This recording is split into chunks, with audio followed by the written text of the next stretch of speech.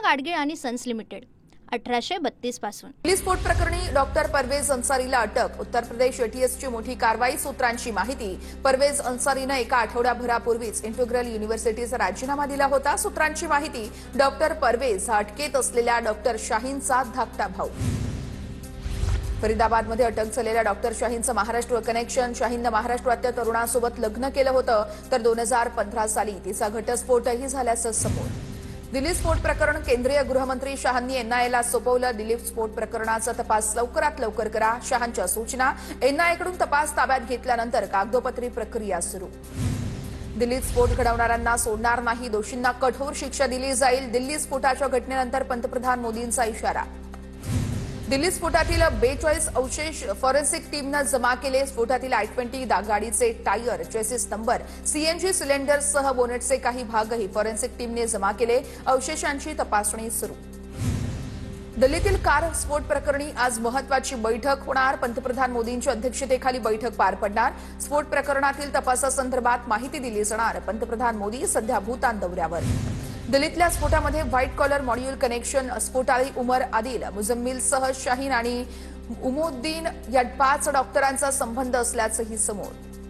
I-20 कारमधील driving सीटवरती दहशतवादी doctor उमर मोहम्मद। फरीदाबाद दहशतवादी मॉड्यूलचा प्रमुख सदस्य उमर मोहम्मद सध्या फरार।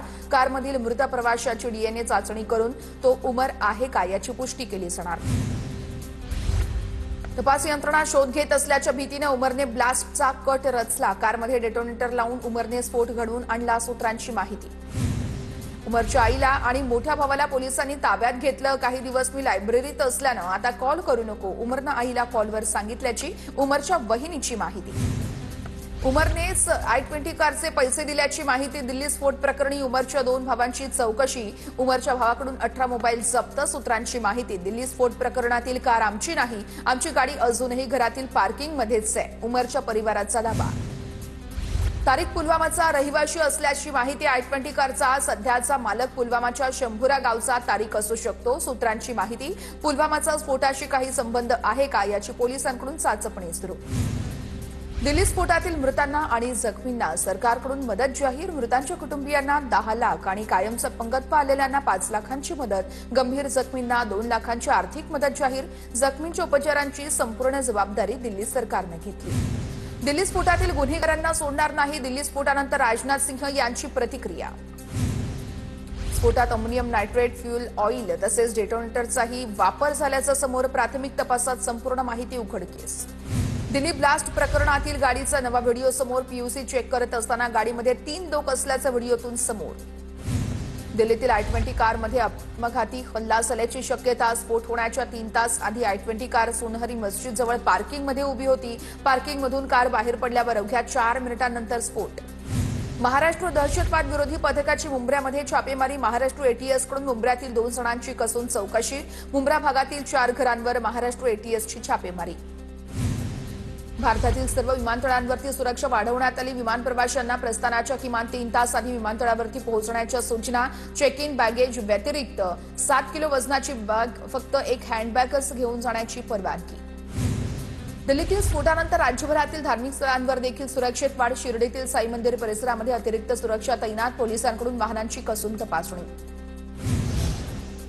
शिवसेना पक्ष आणि चिन्हासंदर्भात आज सुप्रीम कोर्टामध्ये अंतिम सुनावणी। शिवसेना पक्ष आणि धनुष्यबाण शिंदेंना वापरण्यास मुभा देणाऱ्या निर्णयाला ठाकरेंनी दिलं होतं आव्हान। अनेकांच्या एक्झिट पोलनुसार बिहारमध्ये एनडीएचं सरकार येण्याचा अंदाज। मॅट्रिज आणि INS नुसार एनडीएला 147 ते 167 जागांचा अंदाज, तर इंडिया आघाडीला 70 ते 90 जागांचा अंदाज।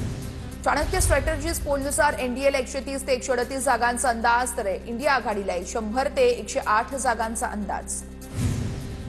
स्थानिक स्वराज्य संस्थांच्या निवडणुकीमध्ये महायुतीत जागावाटपावरून वाद निर्माण होण्याची शक्यता। रत्नागिरी, कोल्हापूरसह इतर जिल्ह्यातील जागावाटपावरून भाजप नेते आक्रमक। सूत्रांची माहिती, राज्यात सर्पकार परिस्थिती निर्माण। 3 साप, प्रत्येकाची शेपूट प्रत्येकाच्या तोंडात अशी परिस्थिती। सगळेच एकमेकांना गिळायला बसलेत। उद्धव ठाकरेंची महायुतीवर जहरी टीका। मिनी विधानसभेतही भाजपला सर्वात मोठा पक्ष बनवण्यासाठी प्रयत्न करा। महायुती जिंकली पाहिजे हे उद्दिष्ट ठेवून काम करा। मुख्यमंत्री फडणवीस यांच्या भाजप नेत्यांना सूचना। युतीची नांदी कोसली, आपलीच चांदी झाली, आपली युनियन सेटलमेंट करणारी नाही तर न्याय देणार आहे. ठाकरे बंधूंच्या युतीवरून उपमुख्यमंत्री शिंदेंचा टोला. प्रवक्तेपदावर हटवल्यानंतर रुपाली ठोंबरे पाटलांची फेसबुक पोस्ट व्हायरल. आपला इतिहास हा अन्याय सहन करणाऱ्यांचा नाही, गरज पडली तर फाडा करणाऱ्यांचा आहे. रुपाली ठोंबरे पाटलांची पोस्ट व्हायरल. पोलीस ठाण्यात बेकायदेशीर जमाव जमवल्याप्रकरणी रुपाली पाटलांविरोधात गुन्हा दाखल. बहिणीवरती दाखल गुन्ह्याचा जाब विचारत पोलिसांना अरेरावीचा केला होता प्रयत्न. दुसऱ्यांकडून काही गोष्टी होतात त्यावरून मला टार्गेट केलं जातं, सर्व नियमानं करतो, मला चुकीचं खपत नाही. 3 वेळा स्पष्टीकरण दिलंय. पार्थ पवार प्रकरणावरून अजित पवारांचं भाष्य. उपमुख्यमंत्री अजित पवारांनी मुख्यमंत्र्यांची भेट घेतली. वर्षा निवासस्थानी मुख्यमंत्री फडणवीस, अजितदादा आणि बावनकुळेंची बैठक. महानगरपालिकेचं आरक्षण घोषित झाल्यानंतर भेटीला महत्व, तर पार्थ पवार जमीन प्रकरणाचीही सध्या चौकशी सुरू. अजित पवारांना यावेळेस मोदी, शहा, फडणवीसही वाचवू शकणार नाहीत. पार्थ पवार जमीन प्रकरणानंतर अंजली दमानी यांचा इशारा. सिंचन घोटाळा, महाराष्ट्र कोऑपरेटिव्ह बँक घोटाळा बाहेर काढणार. अजित पवारांच्या सर्व घोटाळ्याबाबत कोर्टात अपील करणार. दमानी यांची प्रतिक्रिया. पार्थ पवार प्रकरणावरून केलेल्या प्रश्नावर मंत्री कोकाटे चिडले. एकनाथ खडसे लंडनचे आहेत का? माणिकराव कोकाटेंचा सवाल. एकनाथ खडसेंना जळगावचे पदाधिकारी उत्तर देतील. कोकाटेंची प्रतिक्रिया. कुणाला ताकद आजमावायची असेल तर आमच्याकडेही पैलवान तयार आहेत. खासदार श्रीकांत शिंदेंचं भाजपला आव्हान. अंबरनाथमध्ये माजी नगरसेवक कुणाल भोईरांच्या कार्यालयाचं उद्घाटन. धाराशिवमध्ये महायुती म्हणून लढण्याचा निर्णय. मुख्यमंत्री दोन्ही उपमुख्यमंत्र्यांकडून धाराशिवमध्ये युती करण्यास परवानगी. मंत्री प्रताप सरनाईकांची माहिती. पुणे महापालिका निवडणुकीमध्ये शरद पवारांची राष्ट्रवादी मविया म्हणून लढणार. प्रशांत जगतापांची माहिती. महायुतीतील कुठल्याही पक्षांशी उघड किंवा छुपी युती नसेल. प्रशांत जगतापांचं स्पष्टीकरण. बदलापुरात मविया आणि मनसे एकत्र लढणार. 25 ते 30 उमेदवार ठरले. खासदार बाळामामा म्हात्रे यांची माहिती. बदलापुरात सत्ताधाऱ्यांमध्ये भांडणं सुरू. दोघांच्या भांडणामध्ये आमचाच लाभ होईल. बाळामामा म्हात्रे यांची मिश्किल प्रतिक्रिया. पवारांच्या राष्ट्रवादीकडून बारामती नगर परिषद आणि माळेगाव नगरपंचायतसाठी इच्छुकांच्या मुलाखती. बारामतीमधील राष्ट्रवादी भवन या ठिकाणी मुलाखती घेण्यात आल्याची माहिती. करुणा मुंडेंच्या स्वराज्य शक्ती सेनेला मवियाचं समर्थन. करुणा मुंडेंची माहिती. करुणा मुंडेंनी सुप्रिया सुळेंची भेट घेतली. बीड जिल्ह्यामध्ये लवकरच विमानतळाचं काम सुरू केलं जाईल. अजित पवारांची प्रतिक्रिया. तर बीड रेल्वे मुंबईपर्यंत नेण्याचा प्रयत्न आहे. अजित पवारांचं वक्तव्य. मी अपक्ष खासदार तरीही मंत्री अधिकारी मला घाबरतात. सांगलीचे खासदार विशाल पाटलांचं विधान. सांगलीच्या मिरजमध्ये एका विकास कामाच्या उद्घाटनाप्रसंगी विशाल पाटील यांचं वक्तव्य. ठाकरेंच्या शिवसेनेचे माजी खासदार उन्मेष पाटलांसह 4 फसवणुकीचा गुन्हा. देवगिरी नागरी सहकारी बँकेची 5.33 कोटींची फसवणूक केल्याचा आरोप. चाळीसगाव ग्रामीण पोलीस ठाण्यात गुन्हा दाखल. मुंबई महापालिकेमध्ये 61 जागांसाठी आता ओबीसींसाठी आरक्षित असल्याचं कळतंय. ठाकरेंच्या शिवसेनेच्या विनोद घोसाळकरांना आरक्षण सोडतीचा फटका. तेजस्विनी घोसाळकरांचा मतदारसंघ मागासवर्ग प्रवर्ग म्हणून आरक्षित. नवी मुंबई पालिकेच्या निवडणुकीसाठी आरक्षण सोडत जाहीर. विष्णुदास भावे नाट्यगृहामध्ये आरक्षण सोडत जाहीर. 27 प्रभाग 4 सदस्यीय असून प्रभाग क्रमांक 28ला 3 सदस्यीय असणार. आरक्षण सोडत जाहीर झाल्यानं निवडणुकीच्या रणधुमाळीला सुरुवात. पुणे महानगरपालिका निवडणुकीसाठी आरक्षण सोडत जाहीर. आरक्षण सोडतीमध्ये अनेक दिग्गजांना फटका. माजी नगरसेवकांच्या जागा अडचणीत, तर अनेक नगरसेवकांना सर्वसाधारण आरक्षणातून निवडणूक लढवावी लागणार. आदित्य ठाकरेंच्या मतदारसंघातील कोळी बांधवांचा शिंदेंच्या सेनेत पक्षप्रवेश. वरळी कोळीवाड्यातील प्रल्हाद वरळीकर यांचा शिंदेंच्या सेनेत प्रवेश. उपमुख्यमंत्री एकनाथ शिंदेंच्या उपस्थितीमध्ये पक्षप्रवेश सोहळा संपन्न. बीडच्या आष्टीमध्ये भाजपला मोठा धक्का. भाजपचे माजी आमदार भीमराव धोंडेंचा अजित पवारांच्या राष्ट्रवादीमध्ये प्रवेश. अजितदादांच्या उपस्थितीमध्ये शेकडो कार्यकर्ते आणि पदाधिकाऱ्यांनी राष्ट्रवादीत पक्षप्रवेश केला. बीडमध्ये आमदार संदीप क्षीरसागर यांचे सहकारी सतीश शेळकेंसह अनेकांचा शिवसेनेत पक्षप्रवेश. एकनाथ शिंदेंच्या उपस्थितीमध्ये मुक्तागिरी बंगल्यावरती पक्षप्रवेश संपन्न. सोलापूरच्या माजी महापौर महेश कोठेंचे पुत्र प्रथमेश कोठे भाजपात त्यांचा पक्षप्रवेश. तर रवींद्र चव्हाणांच्या उपस्थितीमध्ये भाजपमध्ये पक्षप्रवेश. स्थानिक स्वराज्य संस्थांच्या निवडणुकीच्या तोंडावरती जालन्यामध्ये ठाकरेंच्या सेनेला धक्का. ठाकरेंच्या सेनेचे जिल्हा प्रमुख भास्कर आंबेकर शिंदेंच्या सेनेत पक्षप्रवेश करणार. उपमुख्यमंत्री एकनाथ शिंदे आज जालना दौऱ्यावर. बेस्ट कर्मचारी सेनेच्या सुहास सामंतांचा एकनाथ शिंदेंच्या शिवसेनेमध्ये पक्षप्रवेश. सुहास सामंतांसोबत बेस्टच्या शेकडो कर्मचाऱ्यांचाही सेनेमध्ये पक्षप्रवेश. गेल्या अनेक वर्षांपासून सुहास सामंत उद्धव ठाकरेंसोबत काम करत होते. इगतपुरीमध्ये ठाकरेंच्या शिवसेनेला खिंडार. गेली 30 वर्ष नगरपालिकेवरती एक हाती सत्ता ठेवणारे संजय इंदुलकर यांचा भाजपात प्रवेश. माजी नगराध्यक्ष संजय इंदुलकर, उपनगराध्यक्ष नईम खान आणि माजी नगरसेवकांचाही भाजपात प्रवेश. धुळे मनपा निवडणुकीपूर्वी प्रभाग क्रमांक 13 मधील कार्यकर्त्यांचा दादांच्या राष्ट्रवादीमध्ये प्रवेश. माजी आमदार फारुख शहांच्या उपस्थितीमध्ये पक्षप्रवेश संपन्न. सुरज चव्हाण यांची राष्ट्रवादीच्या प्रवक्तेपदी नियुक्ती केल्यानंतर छावा संघटना पुन्हा एकदा आक्रमक. अजित पवारांना हे महागात पडणार, छावाच्या विजय घाडगे पाटलांचा इशारा.